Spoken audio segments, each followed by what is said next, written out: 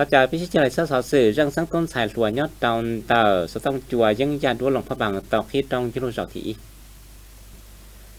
นุติเป้รูปเป็นหินตัวจองอาเซียนหนึ่งก่อเป้นอยอดตอนเต่าชาชราเจสต้องจัวยังยาดัวหลงพระบางตอกคิดต้องยุโรจอกถีอินเตอร์ปั๊บพาจังสังต้นสายหลวยเจสต้องจัวเทียยังยาดัวหลงพระบาง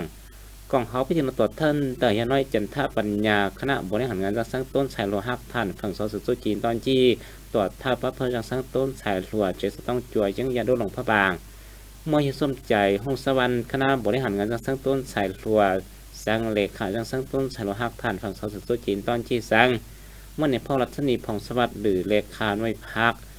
เจสต้องจัวยังยาดัวหลงพระบางมตุชาเจนแต่สุเสียปั๊บพระจงพวดเท่าจันทอดต่อสมัยสิจังสังต้นสายหลวงต่อต้มกงอย่างซ้อนท่อเขาพิธีน้อยคำละมณีวันหรือเลขาจังสังต้นสายหลวงเชสต้องจัวยังยาดัวหลงพระบางโคตรเตาใช้หลอดชัวช่อต้องเขาหรือการเมืองเดือดปั๊บเพิ่มจังสังต้นสายหลวงเจสต้องจัวยังยาดัว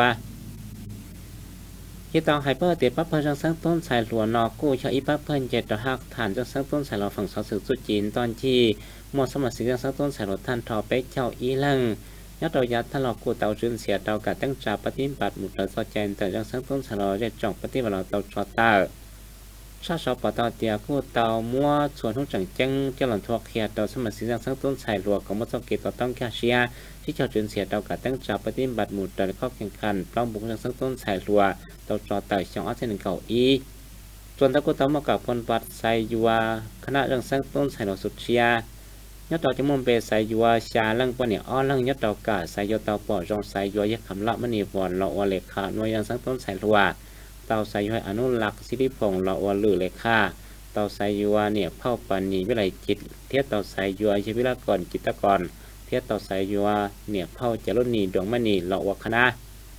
เท่ากันพิธีนอยเจ้าส้มใจห้องสวรรค์คณะบริหารงานจังสังต้นสายหลวงเลขาจังสังต้นสายหลวงหักฐานฝั่งสสุดจีนตอนจีนสำหรับพระบางโกเตาโมหลูปอนตองเกตอกคณะจังสังต้นสายหลวงเทศสมัยจังสังต้นสายหลวงยอดตองแต่ป้าเจสต้องจ่วยเชียงยาด้วยหลวงพระบาง